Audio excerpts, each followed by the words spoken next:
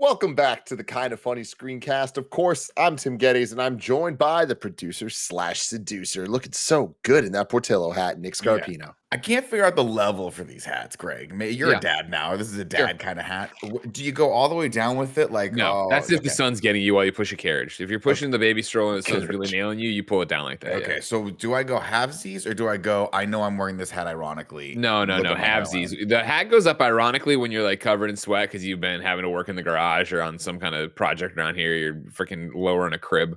That's So when just you go to the mid wrinkle, don't go to the low wrinkle. Halvesies is when the day's done and you're about to crack a beer, or you do the Or you just did a lot. because your wife just asked you a question, you do not know how to answer it, and you are like, "What are we gonna do about this 401k? I don't know what the fuck." When does backwards come into play?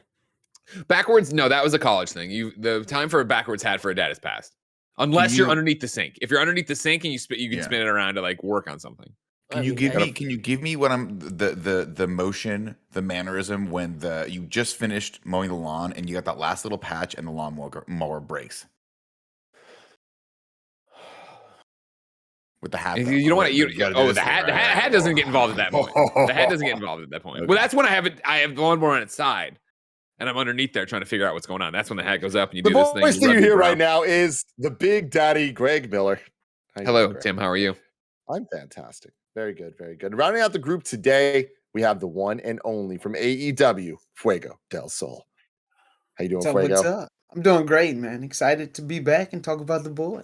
Hell yeah. That's exactly what we're doing today, talking about The Boys Season 3, Episode 5, because this is the Kind of Funny screencast. Each and every week, we get together to talk about the latest in TV, movies, and trailers. We've been doing a ton of weekly reaction content to The Boys, Miss Marvel, Kenobi. If you're interested in any of that stuff, you're going to want to be right here on youtube.com/kindoffunny or roosterteeth.com. If you wanted to get it as a podcast, search your favorite podcast service for Kind of Funny screencast, and we'll be right there for you. If you wanted to get the show ad-free and watch live as we record it, you got to go to patreon.com/kindoffunny, just like our Patreon producers, Gordon McGuire, Molecule, and Fargo Brady have done. Today, we're brought to you by Shopify and Athletic Greens, but I'll tell you about that later. For now, let's get right into it.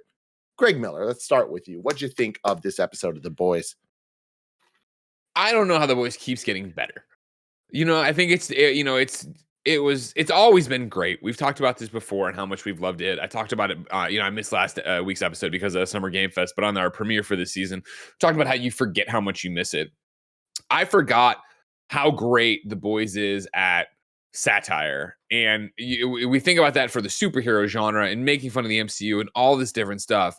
But Homelander being Trump for Vought, installing his cronies into these departments, ruining it, firing people who would talk shit about them, moving up this way, having it all like that. It is such a great bit. You know what I mean? That when it first started this season, I saw people, oh man, they're they're really leaning into parodying Trump and all this stuff and the MAGAs and all this jazz. And you're like, you could see it coming, but the fact that we're there now and they are doing such a great job of it, like when Mother's Milk shows up to get his daughter and take her to the museum, and the stepdad's like, no, it's important for her to listen. I'll send you some Facebooks, and it was like, oh my god, they're doing such a great job of that. But then every other storyline is so interesting, is so compelling, to get the moment we had between Frenchie and Kimiko, right? Of like that, they're finally going to make it work. Frenchie finally like wasn't ready for this, but then they're both so happy. And then to have that robbed of like the show is entertaining start to finish.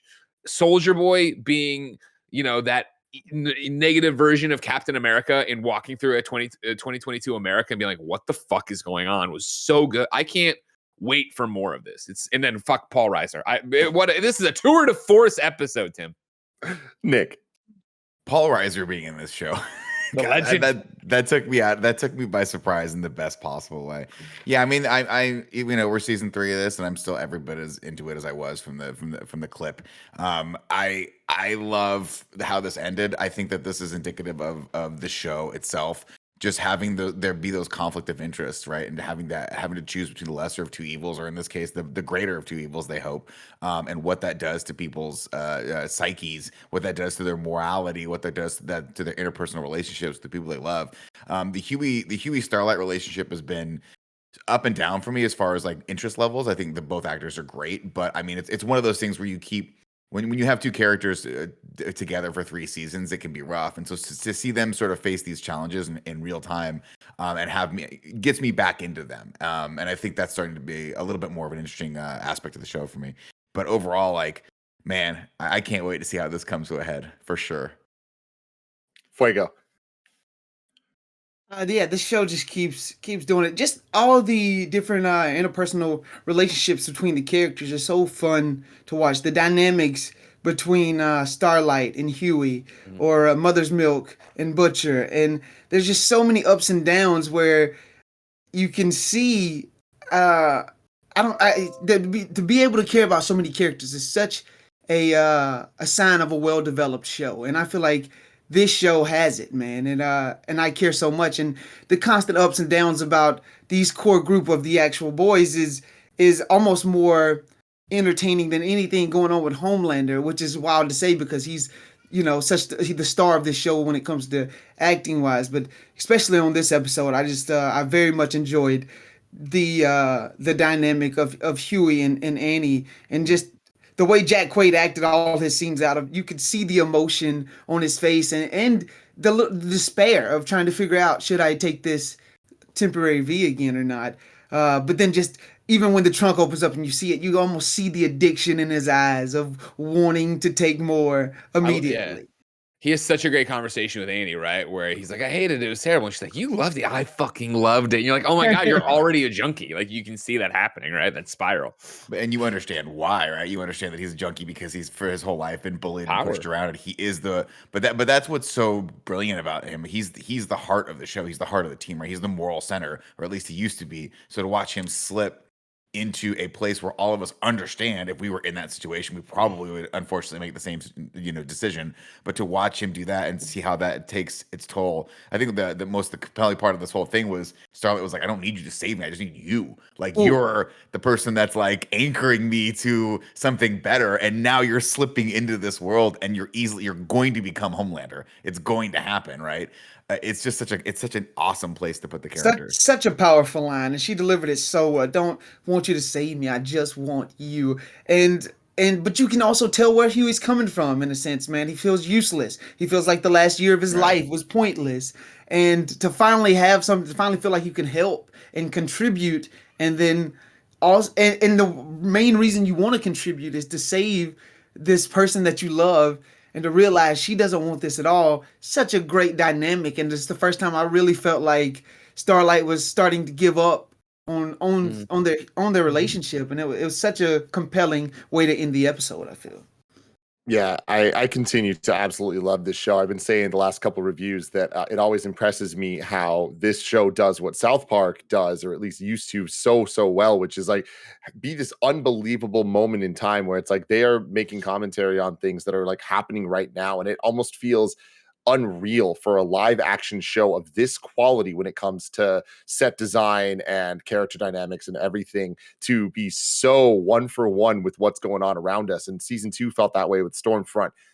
So incredibly 10 out of 10 that I didn't think that they can find new ways to go down those paths. And this season, especially with like the Soups Lives Matter and all that stuff going on in this episode, on top of all the Homelander stuff and all the way it all kind of works together, the world of this show is so well realized, where so much of it takes place in the top of the skyscraper office building that they work in. That's the essentially the Justice League's base, but it's like the way that they define that and the whole world, the city, and the merchandise and all the stuff about the superheroes. They've done such a good job of just little by little dropping things on us that when it just bust out into a musical, we're not questioning it, because we're just like, yeah, this show has style, and it's earned the style because there's so much substance to back it up. And going from the South Park thing, the show started to do something that I can't believe, which is remind me of Game of Thrones at its best, where we're 3 seasons in now, and seeing Maeve talk to Butcher reminded me of seeing these character interactions on Game of Thrones, where it's like, oh man, Tyrion started here, but now he's hanging out with Sansa. Yeah. I never thought that would happen. And it's this constant new thing of like, we watch this show week to week, and we're just like, all right, I think I know where it's going. And somehow I'm almost always wrong. or I'm right, but they don't treat it like a big reveal. They're just like, yeah, it is that. Let's keep going. I don't think a show that I've ever watched has used every single minute of its runtime as well as this one does. Like, it is just a constant shock to me that I'm watching it and I'm thinking like, oh, we must be over soon.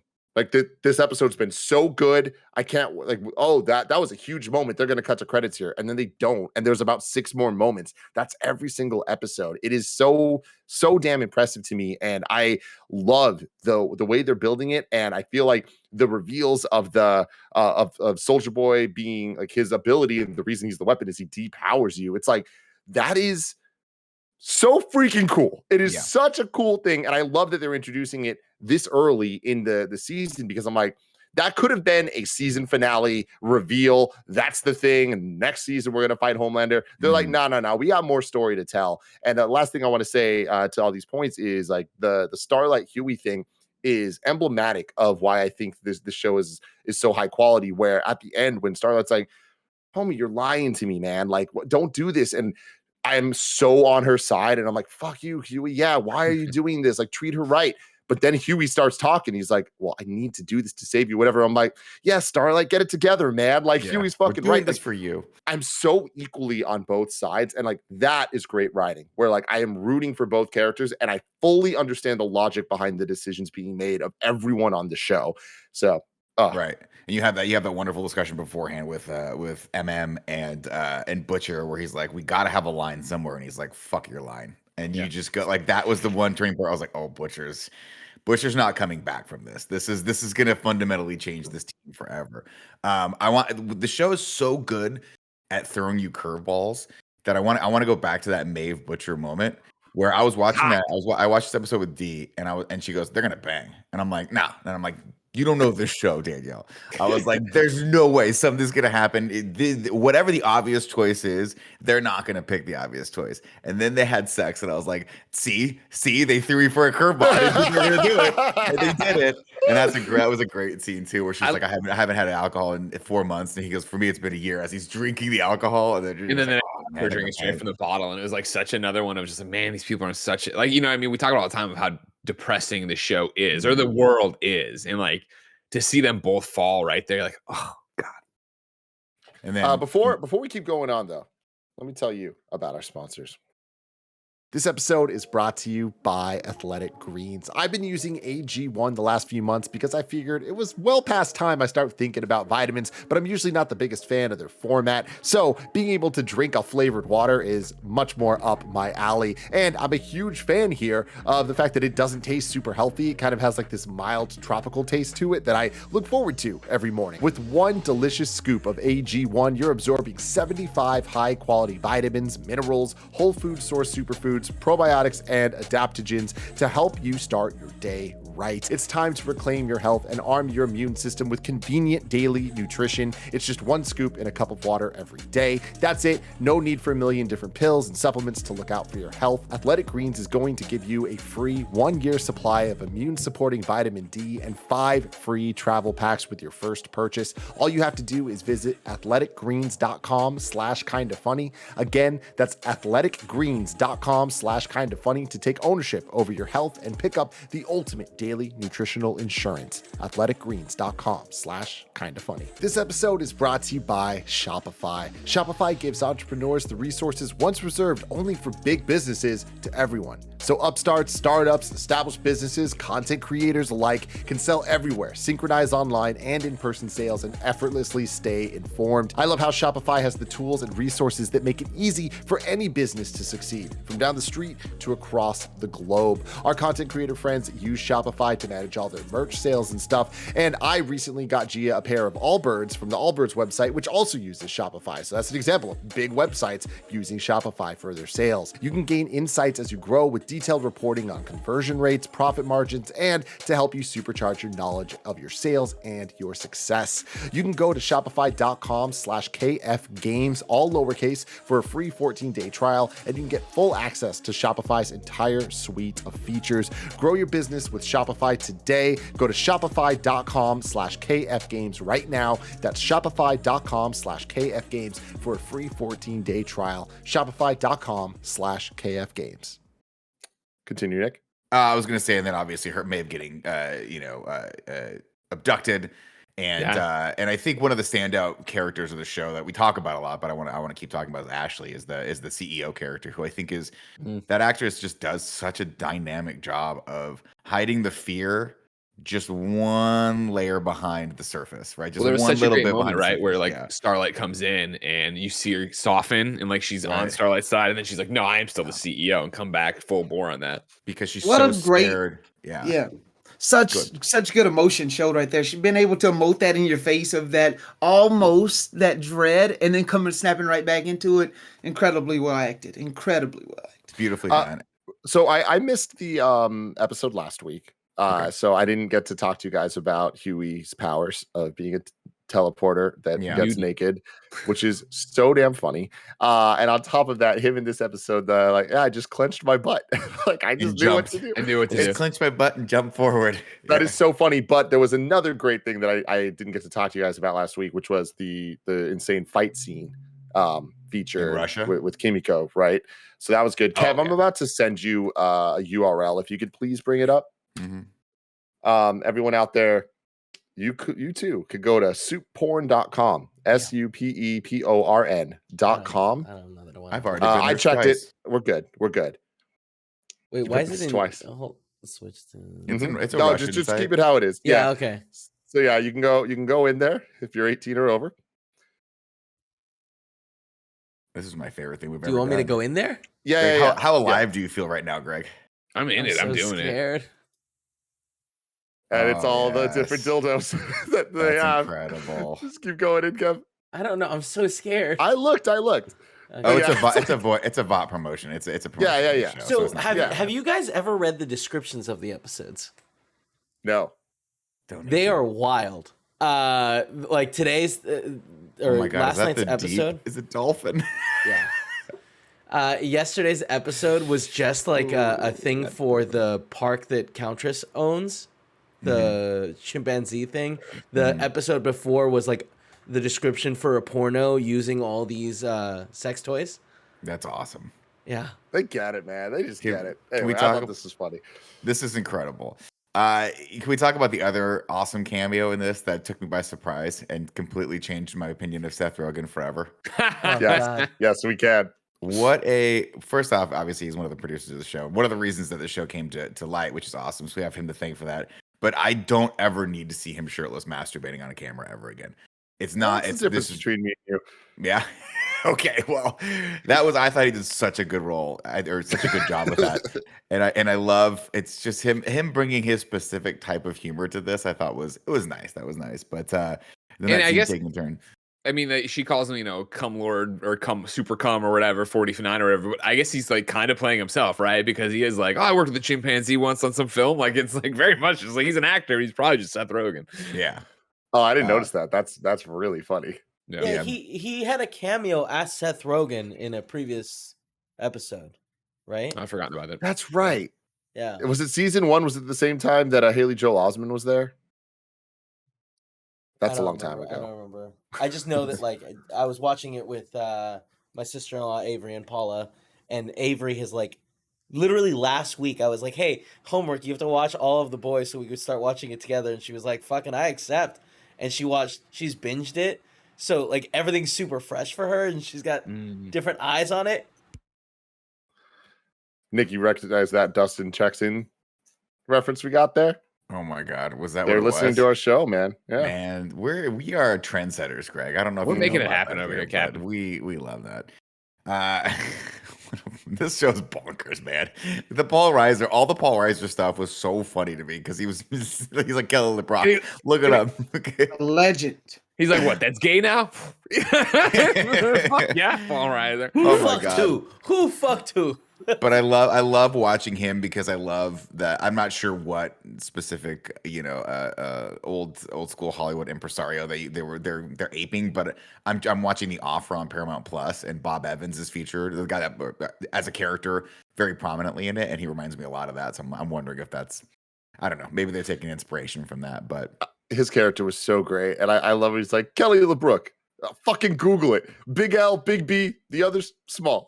Well, Like that's so fucking funny, man. Like Yeah, I love that. just Two the words. writing of this shit Shannon is Tweed. Google it. Look it up. so good. I love that shit so much. And Greg was talking about this earlier, but the scene of Captain America or Soldier Boy being in this modern world, and like the way that they shot it exactly like Captain America in 2012 at the end of First Avenger, and it was also a deleted scene from The Avengers, whatever, of like kind of tying him into that. Like it starts with him from behind, and immediately I was like, oh my god, they're doing this. And then they just did it in the most The Boys way, where instead of it being Captain America being wowed by the Times Square like LED walls and shit, it was just more like seeing two men holding hands or whatever, and he's just like, what the fuck? Like it's just such a smart satire of this thing that we're so familiar with, and then to have him explode and kill people and all this shit, it's just like, I just loved it. With this season, we're at a point, and I made this a point a couple weeks ago of like, it's crazy that the goal of this season is literally kill the bad guy, like that. It's that simple superhero shit, but there's so much more depth added on because of the characters that it isn't that simple. But now where we're at is we're dealing with a really bad Superman and a really bad Captain America at the exact same time, and like that's dope as shit. And But like, what? Go ahead. I was gonna say one question. Did the Russians somehow accidentally or purposefully give him this ability to take away people's powers as a deterrent? Okay, right? I think they experimented on him because they talk about they were like this radiation is something an offshoot, it's something for a Chernobyl or whatever side right? effect. Butcher of the was radiation. like, that's what did it. So I assume that's what it is. My question is how it's all going to play out with Homelander, because you never know with this show. My guess is Homelander kills him, but there's also the possibility he kills Homelander. Then there's the possibility they team up. Then there's the possibility that Soldier Boy betrays all of them and becomes the new CEO of Vought. It gives me so much anxiety. It's just like Game of Thrones, where you're like, what could go wrong? Where everyone's getting married. This seems like a pretty good festival, like a little festive activity, right? What a fun wedding this is! What a great wedding! I wonder what the cake's like. Wedding. Oh God, it's red velvet. So yeah, you never know. You never know with this show. But it's funny because like another thing that I wanted to talk about was just Homelander in general, in that he's such a child, and I mean that in the way of like, when you see him, and this is more kudos to Anthony Starr for playing the character like this. He gets those moments like a child would get, where somebody says something like, there's the VP that's like, what do you want to do about the EBITDA? Like, how do you want to handle the loss? And he has no idea what she's talking about because he didn't go to business school. And he realized in that moment, he's like, oh, I'm way out of my depth trying to be the CEO of this multi-billion-dollar corporation. But of course, he just lashes out at her like he would any leader would, who is is all ego and absolutely zero experience in what he's doing. And you have this one moment where you're like, yeah, that's what you fucking deserve. But a little bit of you's like, I feel kind of sad for him because he feels that he needs to do this and he's embarrassed. And instead of dealing with his emotions and going to therapy, he's just gonna probably have this person killed. It's like, it is what it is. Crazy. What do you think Black Noir is doing with Maeve? I think she's not dead. He hasn't. Of course, I don't think. Of course. I don't know. I'm guessing they're just holding her someplace safe until they can either leverage that and or figure out what to do with her. But Black Noir is like is I mean, he's not all there, right? Like, didn't he get like half his brain blown off or something like that in the last episode? His face. I don't think his brain got fucked up. No, something happened to him last season because they're not using him anymore, right? He used to be this like badass assassin, and now he's like just drawing pictures of sharks and shit. Yeah, I think he's always been very weird, right? Didn't they blow him up in the? Yeah, him and Starlight got in a big fight. He got like knocked out. I thought he died at the end of last season, but he ended up surviving. And right, that's what it was. So I think he's different than he was last season. But yeah, I'm curious to see what they did with that. Fuego, you were about to say something? Yeah, I just I also when you talk about Nick, when you talk about him being out of his depth, it was such a big shock to me when we found out Stan Edgar's character was related to Claudia, and then for the one episode later for it to immediately switch and her to turn was such a choice that I couldn't believe. And now I feel like it's not over. I feel like because Stan Edgar's gonna come back in a way. He had that great scene of just being like, oh no, you need me, you need someone to tell you what to do, and so I'm really curious to see how long they stretch this out. And what's crazy is when you really start to think about it, not that it's the best solution, but the best solution they really have to them right now is that 24-hour V. He actually had the solution. He was like, this actually solves all of our problems. All of these maniacs running around with permanent powers, like we can give them the powers when we want, and then for the rest of the time they just get to be normal human beings, which of course is like Kimiko's biggest struggle, is that she's like, I don't want these powers anymore.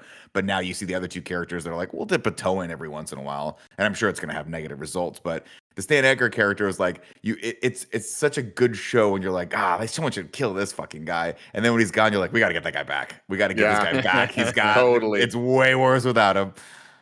There was two lines that I really loved from Butcher that are just kind of plays on like superhero trophy stuff. But I loved with great power comes the absolute certainty you'll turn into a right cunt. And also I thought we could come to an arrangement. What you lot call a team up. Yeah, that was good. Just Carl Urban's just so good at just being this character. And it's just like every time he's on camera, it's unbelievable. It's just like, you were just like, I love everything you're saying, no matter how fucking deranged it is.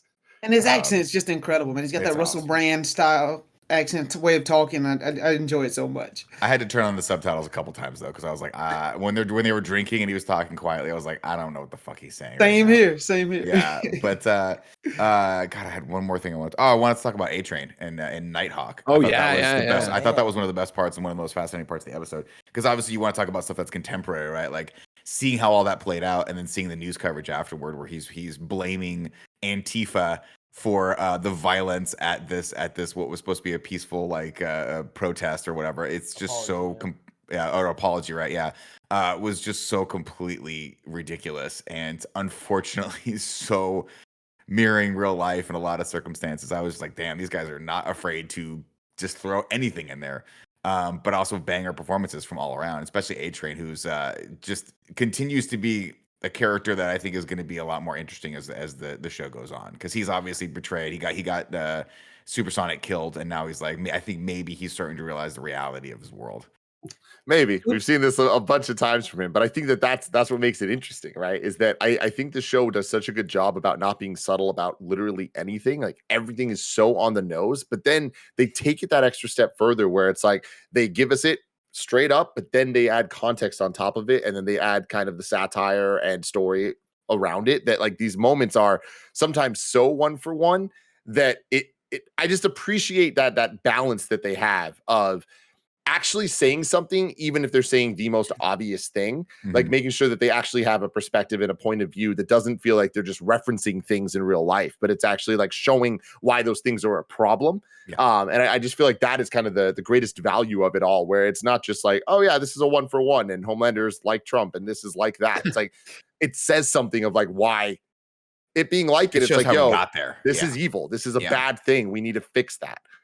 Yeah, one of my biggest gripes though is that I feel like we haven't the A-Train turn was such a thing that I feel like we haven't explored fully yet. I wish we got more of why he was motivated to turn on their group and reveal that to Homelander and get Supersonic killed. I thought it was such a big reveal at the end of the last episode that I thought we were going to get more, and that small interaction between Starlight and A-Train I feel like wasn't enough just yet. Maybe they'll explore that later in the next episode. Yeah, and I think they need to, because that's a small criticism I'm starting to have of the show now, which is that why in Christ would Starlight be like, why would she stay there? At this point, it's like I understand what her motivations for like wanting to stay and like try to change things from the inside, try to manipulate things, try to like be the inside person. But at this point, it's just he's just killing people. Well, she doesn't have a choice anymore. Yeah, now she'll be killed if she leaves, right? Yeah, I mean, I guess that's true. He's fully in control. She had a choice up until Edgar lost all his power, right? And maybe even a little bit before that.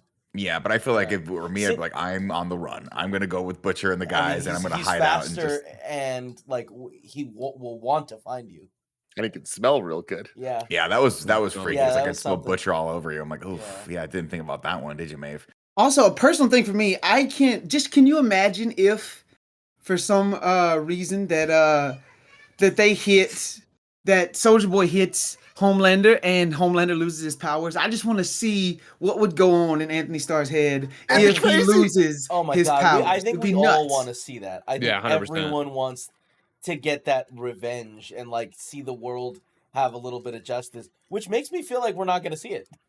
No, I bet it happens. I bet it's like the finale moment of him being powered down.